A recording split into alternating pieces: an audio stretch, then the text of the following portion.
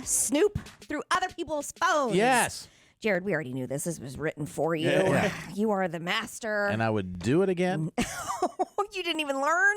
No. No, you haven't learned a lesson. I need to know what you got. All right. Well, 82% of us have snooped through a phone, so you're not alone, Jared. So your guys are in the minority. Y'all snooped through people's phones before. I haven't. I mean, unless it's my family members. No, I'm just saying anyone's anybody's phone? Yeah. Oh, no, I haven't done that with like somebody else's phone. It didn't say coworkers. Not coworker, but like somebody if your else's, wife left her phone out and you're like, oh, who's she texting? Let me see what's up. Oh, she's lots of texts with squid. Interesting. If somebody hands me their phone to look at a picture, I'm going to swipe in the direction you don't want me to. Yeah. And then you get judged by the reaction like, no. When I'll do it, I'll say left or right, and they'll go left, and so I'll immediately go right. And if there's panic, I'm going to go real fast to see what happens. We know something good. Yes, well, most people agree that this is something they shouldn't be doing, and yet 82% of us have actually done it. Here's the number one thing we're looking for. We're going to the text messages to see if there's anything inappropriate. Yeah. According to the survey, yes. We've snooped through significant others' phones, especially exes. People, it's like they'll always cop to it after it's over. Right. You know, but like, oh, not my husband, but all those ex-boyfriends, yes. Every single person I've ever dated, but not my spouse. Don't be crazy. 9% of people who took the survey said that they look through their kid's phone. And I can tell you right now that when my children are old enough to have phones, I will be all up in it. You think you will be? You think you will be? You won't be? You're so nosy. You don't. I have not been through my kid's phone, and I know it's a mistake, but I did learn there's some app called, I think, Bark. Yeah.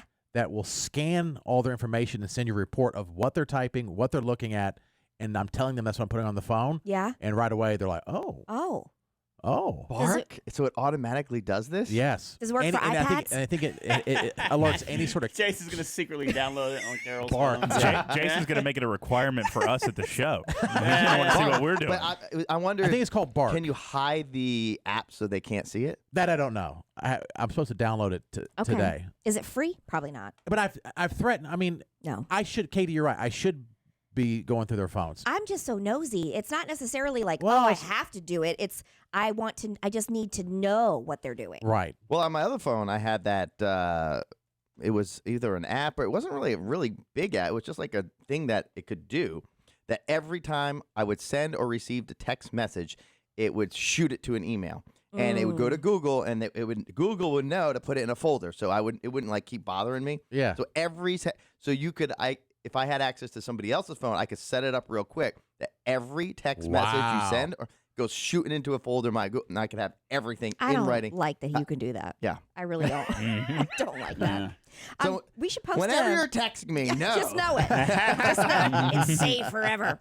We should post a link to this, Jared, on our social media because it's Bark. Now you have to pay for it, but I think this is worth it. How much is it? I look up the pricing. Will you? I'm looking up the pricing. Plans. They've got pricing because you can do it and it comes with a phone.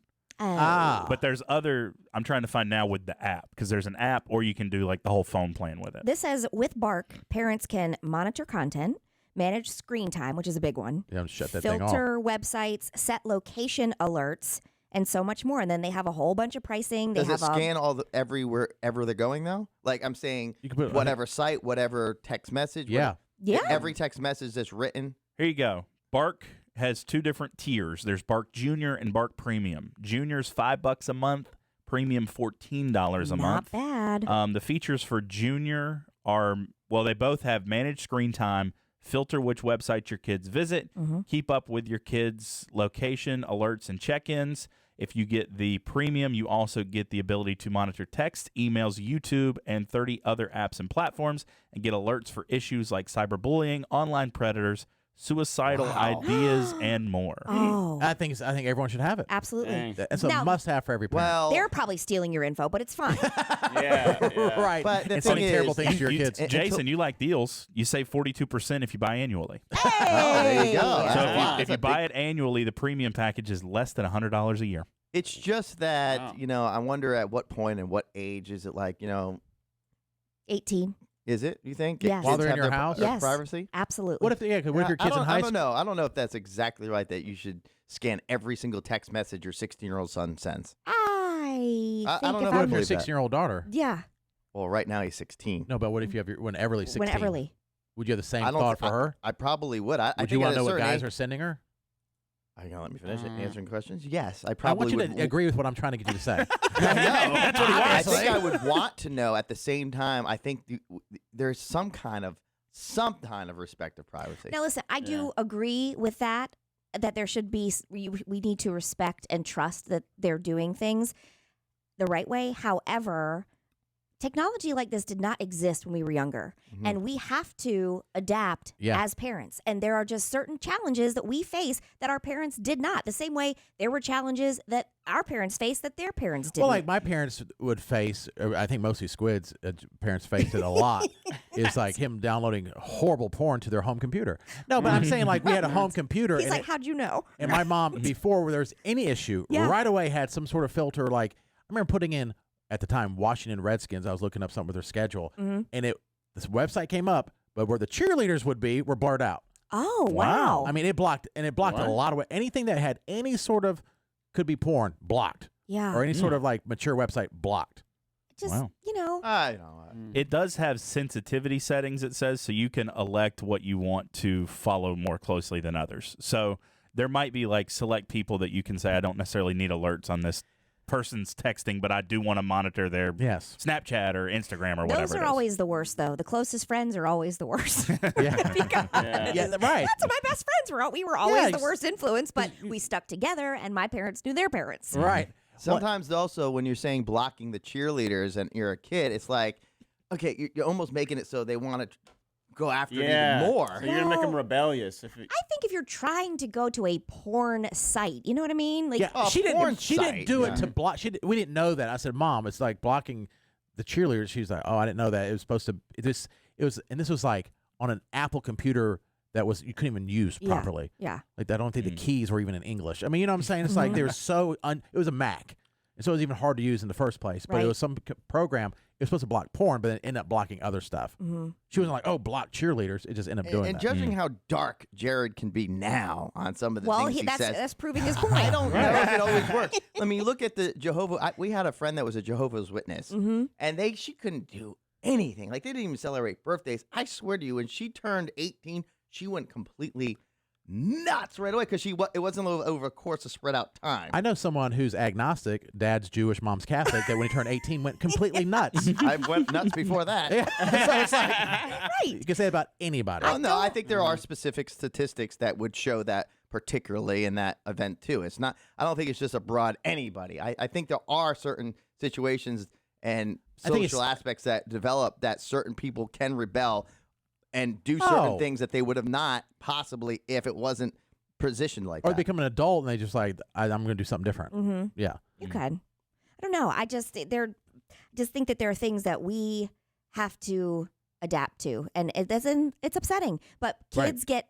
trafficked all the time. There's things. The dark web exists. There's bullying that's going on, and I want to protect my children from that as much as I am. I think we all do. And I think one of the big things are in this world, and one of my thoughts is, even before or after, is to be engaged. Yes, be 100%. engaged in what's going on. You know what I'm saying?